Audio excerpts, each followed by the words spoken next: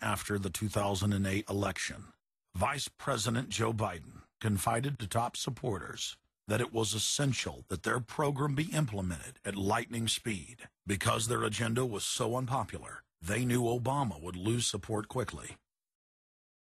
Obama's handlers were in a race to pass a raft of legislation before the people discovered that Obama was just a slicker, updated version of previous puppets.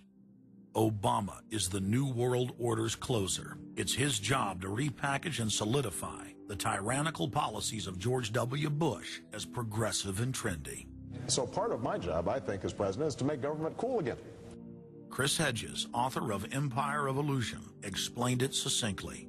President Obama does one thing, and brand Obama gets you to believe another. This is the essence of successful advertising. You buy or do what the advertiser wants because of how they make you feel.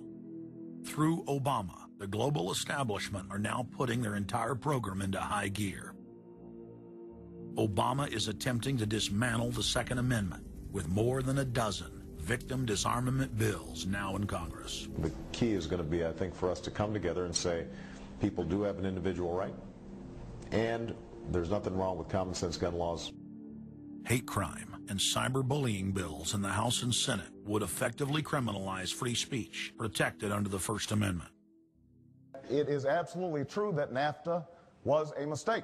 A senior member of the Obama campaign called the Canadian government within the last month to say that when Senator Obama talks about opting out of the free trade deal, the Canadian government shouldn't worry. The operative said it's just campaign rhetoric and don't take it seriously. Senator, campaign officials called the U.S. ambassador to Canada and say, don't worry, it's just campaign rhetoric about NAFTA. The Canadian government put out a statement indicating that this was just not true. So I don't know who the sources. It wasn't true. Amid all of the denials, sources at the highest level of the Canadian government who first confirmed that a call was made, late this afternoon reconfirmed that a call was made. President Obama is promoting the creation of a North American Union and is attempting to expand NAFTA and GATT.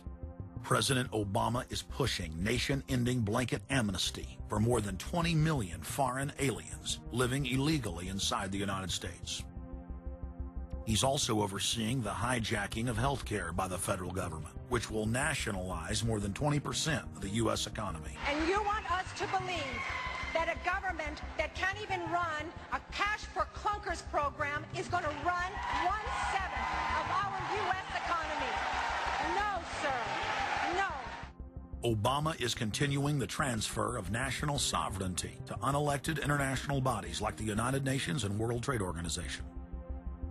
And most important of all, under the cover of banking reform, Obama wants to hand dictatorial power over the United States economy to an offshore private banking cartel known as the Bank of the World. Richard, what happened to all those threats from France's president about storming out and about having a global regulator who is going to reach across borders and be able to deal with markets no matter what country they were in? They have opened up the idea of there being some form of other regulator across countries, and I think that's going to come back. So is this some sort of new world order, which Gordon Brown kind of alluded to? I think a new world order is emerging, and with it the foundations of a new and progressive era of international cooperation. The finance heads of the 20 industrialized nations met again in late September of 2009 at the G20 summit in Pittsburgh, Pennsylvania. At that meeting, ministers called for an end to the dollar as the world reserve currency. They also called for a strengthening of global governance and called for a new world order. While the bankers were busy carving up the world at the G20 summit, Barack Obama was in New York City at the United Nations because he's got a new job to chair the United Nations Security Council, the most powerful position in the world government body. President Obama does what no other U.S. president ever has. President Obama presided over the UN's most powerful body. That would be the Security Council.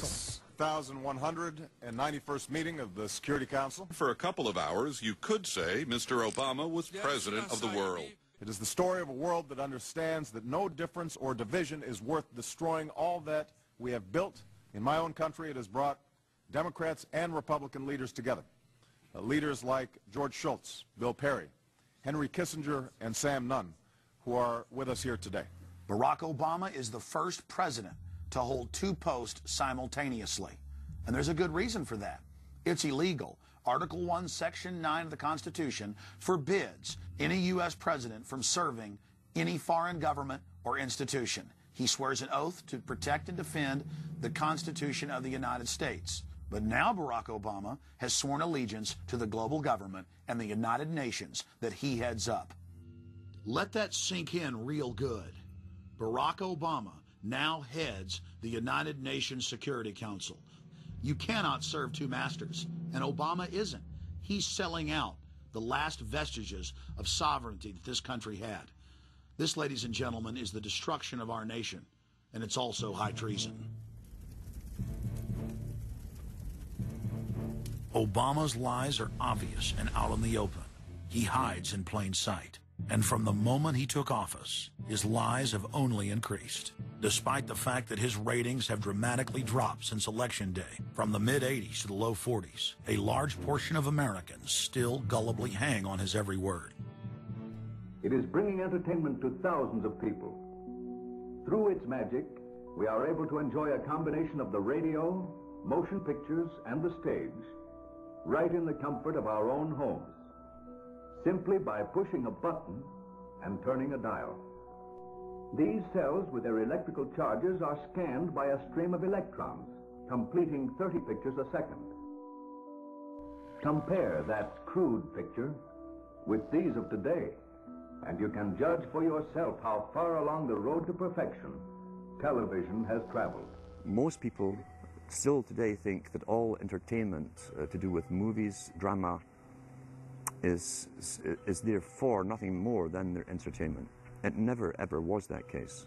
Of course, television can't perform such miracles as this, yet. But perhaps there's no harm wishing that it could. The greatest social messages are promoted through movies and drama, high drama, through the fixation of emotive sequences, emotional sequences, not logical, factual sequences, but pushing points across in an emotional way which register and fix in the mind. So emotional content is very, very important, rather than going through an actual discussion or an argument using logic and facts. There's no debate. And when you're being downloaded through fiction, your guard is down, the censor part of your brain is not in action. It isn't saying, yes, I agree with this, I disagree with that, as you would in a debate or a lecture. You're actually in an alpha state, being completely downloaded with new ideas. Throughout history, social engineers have refined techniques designed to control large populations. About 100 years ago, this big organization with many branches, they wanted to rule the world basically using Britain as a nucleus of a system, an embryo, which also was going to be joined with the US under the Anglo-American establishment, wrote about the kind of culture and the changes of culture over a 100-year period that they would actually design, implement, and bring in. And H.G. Wells talked about it too. He talked about arenas. He says arenas could be put up across the world for sports, for instance. Now, at that time, sports was something that children, school children were into. Adults became adults and got onto adult things. So it was unimaginable at the time that people could actually believe that there was even a need for adult sports and entertainment, never mind having arenas built across the world. But he said we can do this and foist basically a sports culture for the males. Using a tribal system, we're all tribal to an extent. That's why we even bother to vote for a tribal leader. This is well understood. That's why we're supplied with these leaders. And because the average man was to become more disengaged from his own destiny as the expert class arose, it was decided that the males would get their outlet, basically, gradually becoming helpless as males through sports. Therefore, they'd have a tribal team they could identify with, they could